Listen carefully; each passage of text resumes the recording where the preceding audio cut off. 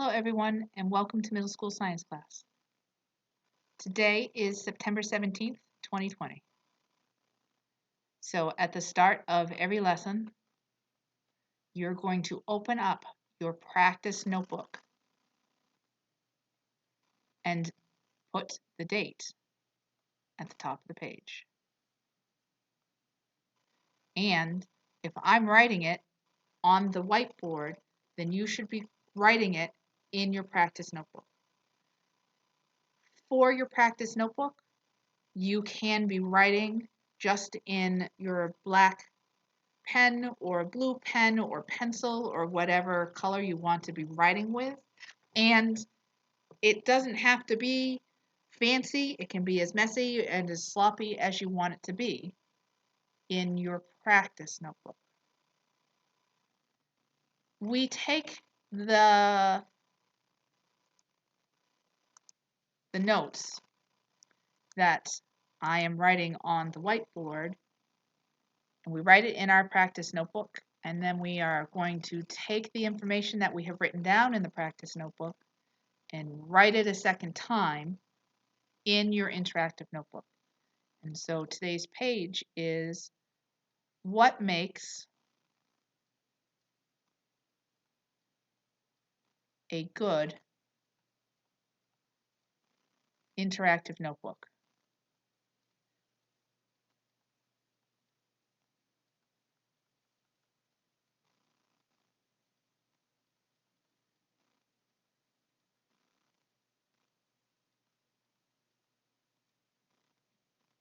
Sometimes you might hear me call it your ISN.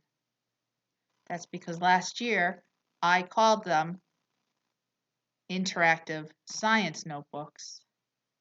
This year we are calling them INBs. It is a generic term.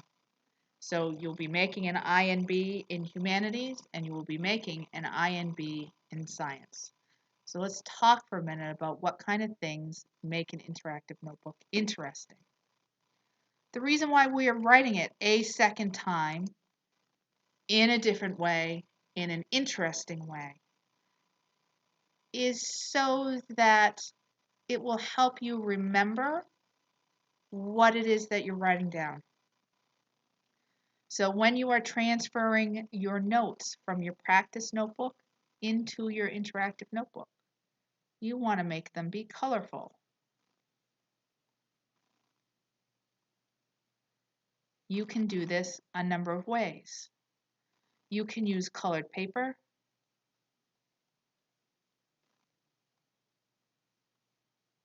You can use colored pens. You can use colored pencils.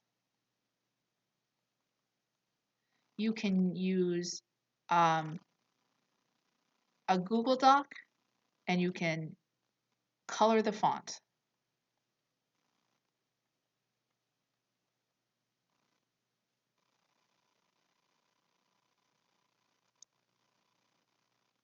You also may want to have things to be different sizes. And so some of the things are going to be really big.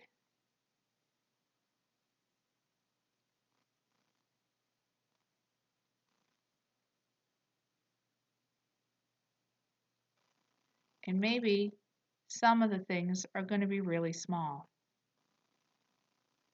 But what's important is no matter what you're putting in your interactive notebook, it is neat and tidy.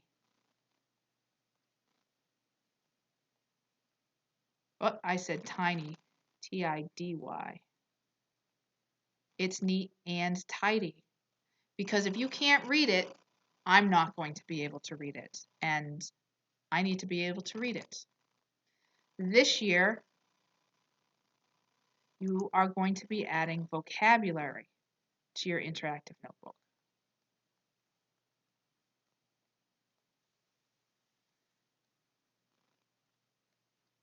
So at the beginning of every lesson on Mondays, I will post the vocabulary list.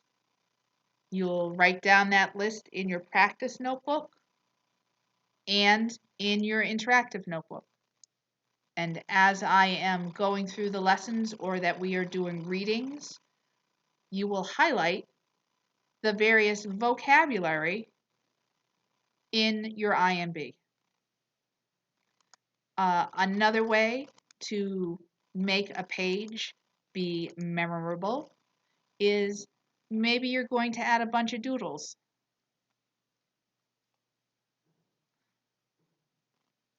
All on the page. Last year I had several friends just have like little swirls on all of their pages, or they fill it with a bunch of little dots.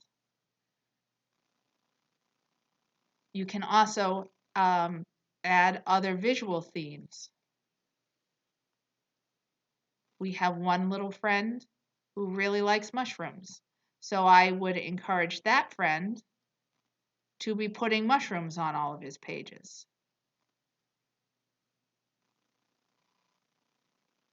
You want to have visual content.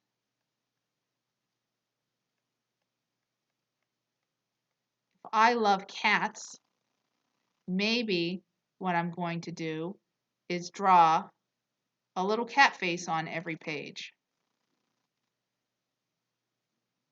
Here's my little cat.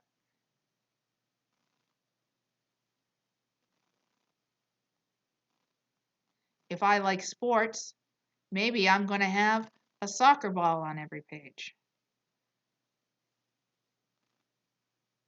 Or if I really like anime, maybe I'm going to fill my pages with anime.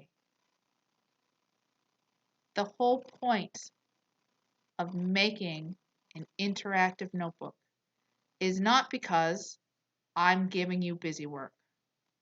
I'm trying to have you create a tool that you will be able to use later on for reference. I have many students who have come back and said, oh, I wish I hadn't thrown out my ISN. I had biology as a freshman and I really could have used it. And my own kids did use their ISN in high school. So I recommend that you hold on to them when you're all done. Something else that is important is the table of contents.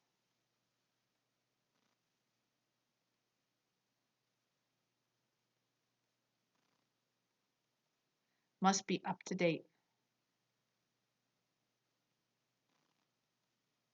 So every time you add a page, put it in your table of contents. This is important for later.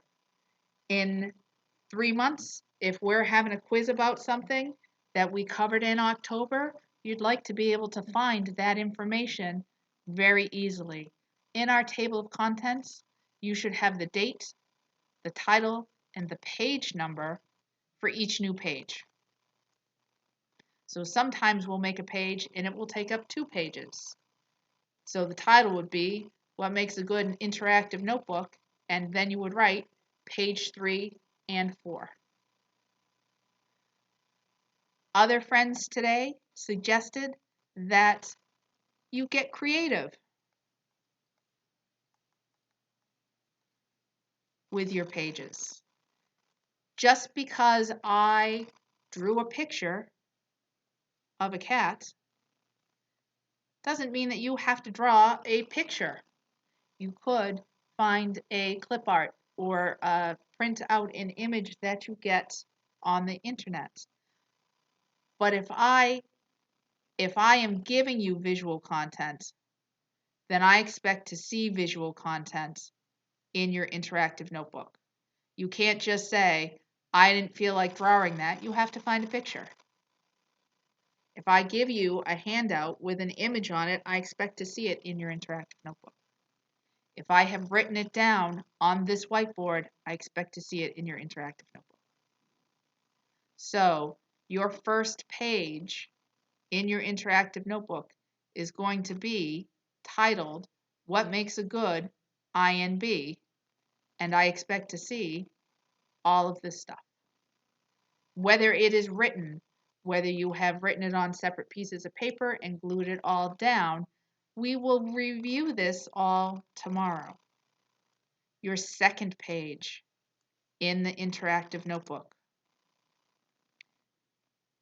is going to be favorite science quotes.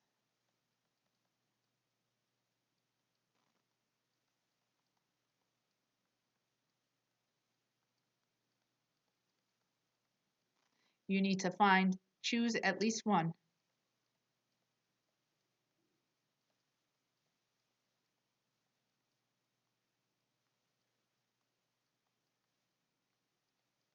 Choose at least one quote from a scientist, and I will be asking you about it.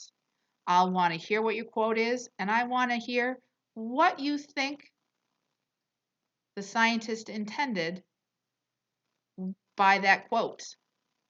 Um, and I will know when people just choose them so that they can say they have one, and when folks have actually thought about what the quote means. Today might have been a little bit hectic because you were creating your interactive notebook and having a lesson on it. But hopefully tomorrow, when we start talking about things, and I'll give you time to be working on the page in class tomorrow too, things will become a little bit clearer and it will be a little bit easier to understand.